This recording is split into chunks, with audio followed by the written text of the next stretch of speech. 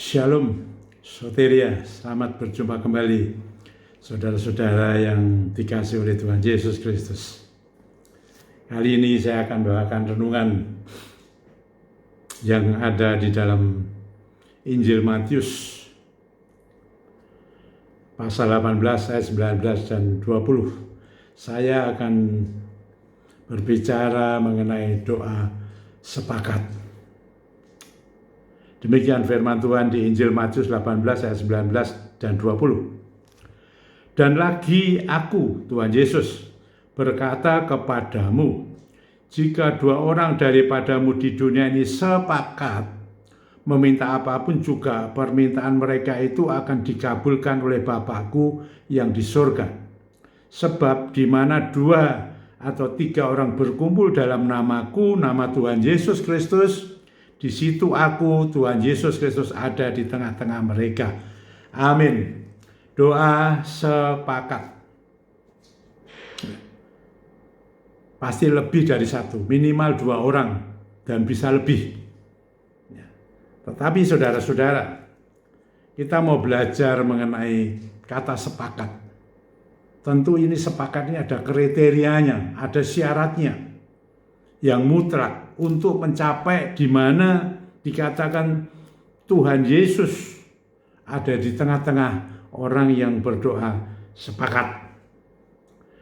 Yang pertama, saudara-saudara, harus ada kerukunan, keutuhan. Itu terdapat dalam Roma pasal 15 ayat 5 dan 6. Ya, mutlak. Mutlak. Ini syarat yang mutlak, harus ada kerukunan lebih dulu, ada keutuhan lebih dulu. Yang kedua, di dalam nama Tuhan Yesus Kristus, berdoa di dalam nama Tuhan Yesus Kristus. Itu ada, saudara bisa melihat di dalam Injil Yohanes pasal 14 ayat 13 dan 14. Tidak bisa tidak, orang yang mau berdoa sepakat harus seiman berdoa di dalam nama Tuhan Yesus Kristus. Itu yang kedua. Yang ketiga,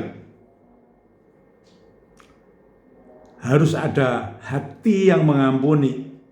Tidak boleh ada yang hatinya pahit. Ada di dalamnya kebencian, dendam. Tidak diizinkan, tidak diperkenan di dalam doa sepakat semacam ini. Itu terdapat dalam Injil Markus 11 ayat 25 dan 26. Ini syarat, kriteria daripada kata-kata sepakat. Sebelum melakukan doa sepakat pasti bersama-sama. Ya, tapi bersama-sama belum sepakat. Kalau tidak ada syarat-syarat yang disampaikan, dinyatakan oleh firman Tuhan. Dan akhirnya kalau itu ada, luar biasa dikatakan Tuhan Yesus hadir di tengah-tengah orang yang berdoa sepakat. Apa akibatnya, saudara-saudara? Yang pertama, mengenai sakit penyakit, saudara tahu sendiri, luar biasa. Ketika Tuhan Yesus ada di sana, banyak orang yang sakit disembuhkan. Berbondong-bondong orang datang kepada Tuhan Yesus. Mereka membawa yang sakit, macam-macam sakitnya. Dan bahkan ada yang lemah. Tuhan sembuhkan semua. Contohnya seperti ketika Tuhan Yesus ada di tengah-tengah keluarga daripada Petrus, di mana mertuanya yang sakit demam. Tuhan Yesus ada di sana dan mertuanya disembuhkan. Demikian juga Bartimius yang buta. Entah butanya sejak lahir atau kapan, tapi dia buta. Dan ketika Tuhan Yesus ada di sana, Bartimius juga disembuhkan. Demikian orang yang pendarahan 12 tahun itu, ya, sampai hartanya habis untuk berobat. Tapi tidak sembuh. Tapi ketika Tuhan Yesus di sana, pendarahannya disembuhkan oleh karena kehadiran Tuhan Yesus Kristus. Itu mengenai sakit penyakit apa saja. Saudara yang sedang sakit sekarang ini. Sekarang ini ada virus yang menggoncangkan dunia. Tapi tahulah, ketika Tuhan Yesus hadir di sana, di tengah-tengah kehidupan saudara, bukan saja disembuhkan, saudara akan dijaga, dipelihara, diproteksi oleh Tuhan Yesus. Begitu luar biasa bagi orang yang percaya dan setia kepadanya. Ini mengenai sakit penyakit. Yang kedua, saudara, mengenai keajaiban. Ya, saudara itu sudah tahu semua bagaimana mengenai peristiwa perjamuan di Kana, di mana orang yang memiliki pesta itu kehabisan air anggur, tapi Tuhan Yesus di sana. Dan Tuhan dapat membuat keajaiban. Air dirubah jadi air anggur. Luar biasa. Itu keajaiban. Demikian juga ketika masalah 5 roti 2 ekor ikan. Begitu banyak orang-orang yang harus diberi makan. Tapi dari mana mereka dapat makanan saat itu? Tapi ada Tuhan Yesus di sana. 5 roti 2 ekor ikan. Tuhan dapat merubah. Ribuan orang dikenyangkan, bahkan lebih. Beberapa bakul. Luar biasa. Itulah doa sepakat.